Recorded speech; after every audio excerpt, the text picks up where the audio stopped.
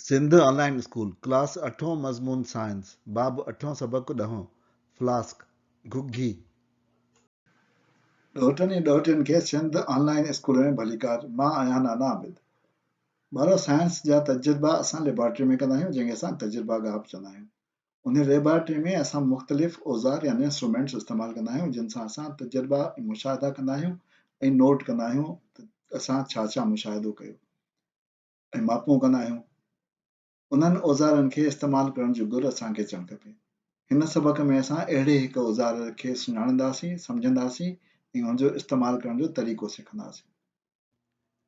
अॼोको औज़ार जंहिंखे असां ॾिसंदासीं उहो आहे घुघी फ्लास्क या सुराही। ॿारो घुघीअ जी त तव्हांखे ख़बर हूंदी त छा हूंदी आहे। तव्हां नंढे हूंदे जॾहिं ॿघ ऐं गिदड़ जी अखाणी ॿुधी हुई, जंहिंमें उहे हिक ॿिए जी दावत कंदा आहिनि त ॿघ हिकिड़ी घुघीअ में खाधो विझी ऐं गिदड़ खे ॾींदो आहे, जेको गिदड़ न खाई सघंदो आहे। सो घुघी तव्हांखे हिन शिकिल जी हिकिड़ो थां नज़र ईंदो जंहिंमें ॿघ गिदड़ खे खाधो ॾिनो हो। घुघी आख़िर आहे छा? घुघी ठिकर जो सोढ़े मुंहं सां ठहियल नंढो पाणी रखण जो थां हूंदो आहे, जेको तव्हां हिन तस्वीर में ॾिसी सघो था। हिनखे असां जेकॾहिं थोरो वॾो करे ॾिसूं, साफ़ु करे ॾिसूं त हीअ असां वटि घुघी इस्तेमालु थींदी आहे पाणी रखण लाइ। असांजे ॻोठनि में त असां अञा बि इस्तेमालु कंदा आहियूं, पर शहरनि में इहा हाणे ॾिसण में कोन ईंदी आहे। उनजे करे जेके शहरी ॿार हूंदा उन्हनि घुघी शायदि न बि ॾिठी हुजे। इहे घुघियूं न सिर्फ़ु अॼोके दौर में हूंदियूं आहिनि, पर पुराणनि दौरनि में बि आसारे क़दीमा मां बि मुख़्तलिफ़ क़िस्म जूं घुघियूं निकितियूं आहिनि। घुघी हिकिड़ो थांव आहे जेको पाणियार लाइ हूंदो आहे। उनजो पेट वेकिरो हूंदो आहे ऐं ॻिची डिघी हूंदी आहे ऐं मुंहुं सोढ़ो हूंदो आहे।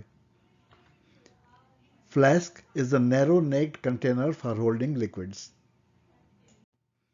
लेबोरेटरी में इस्तेमालु थींदड़ घुघियुनि जा 4 क़िस्म हूंदा आहिनि: flat bottom, round bottom, conical या एलनमेयर ऐं वॉल्यूमेट्रिक। इन्हनि खे असां हाणे अॻियां ॾिसंदासीं हिकिड़ो हिकिड़ो करे। इन जो मटीरियल शाफ़ाफ़ शीशो हूंदो आहे या ख़ासि क़िस्मनि जी प्लास्टिक हूंदी आहे ऐं इन जी गुंजाइशूं मुख़्तलिफ़ हूंदियूं आहिनि। नंढियूं ऐं वॾियूं ऐं मुख़्तलिफ़ गुंजाइश वारियूं घुघियूं हूंदियूं आहिनि। मखरूती घुघी, कोनिकल फ्लास्क या एलनमेयर flask. These are flat bottom flask with a wide base and narrow neck. Wide base and narrow neck. Ideal for swirling liquids to mix them without the risk of spilling. They are also used for boiling liquids. Their shape results in less solvent loss as hot pepper will condense on the upper section of the flask. तराखड़ो वेकिरो तरो ऐं सोढ़ी ॻिची हूंदी अथनि। पाणियाठनि खे लोॾाए मिलाइण लाइ मुनासिबु हूंदियूं आहिनि, छो त हिन मां जो असां लोॾाईंदासीं त जे ॻिचीअ मां पाणियाठ ॿाहिरि कोन निकिरंदी। पाणियाठ खे उॿारण लाइ बि सही हूंदियूं आहिनि, छो त जॾहिं पाणी उॿरंदो आहे त जेको लिक्विड हूंदो आहे, जेको बाफ़ ठहंदो आहे, उहो हिन जायुनि ते लॻी, हिन जे भितियुनि ते लॻी वरी वापसि कंडेंस थी ऐं अची वेंदो आहे, लिक्विड में शामिलु थी वेंदो आहे। जेकॾहिं असां मखरूती घुघीअ ते दर्जाबंदी ॾिसंदासीं त असां ॾिसंदासीं त हिते दर्जाबंदी 50-50 मिलीलीटर जे मुफ़ासिले ते आहे। उनजे करे ही असांखे तमामु एक्यूरेट याने दुरुस्त माप कोन थी ॾिए। उनजे करे इहा घुघी मापण लाइ इस्तेमालु कोन थींदी आहे। मखरूती घुघी मापण लाइ इस्तेमालु न थींदी आहे। गोल तरे वारी घुघी, round bottom flask. Round bottom flask are flask with spherical bottoms. गोलाटीअ वारो तरो अथनि ऐं सोढ़ी ॻिची अथनि। They are typically used for boiling or distillation because of their shape, which allows for uniform distribution of heat. पाणियाठ खे उॿारण लाइ जीअं गर्मी हिकु करी हर जाइ ते पाणियाठ में पहुचे, छो त हुनजो गोलाई वारी शेप आहे।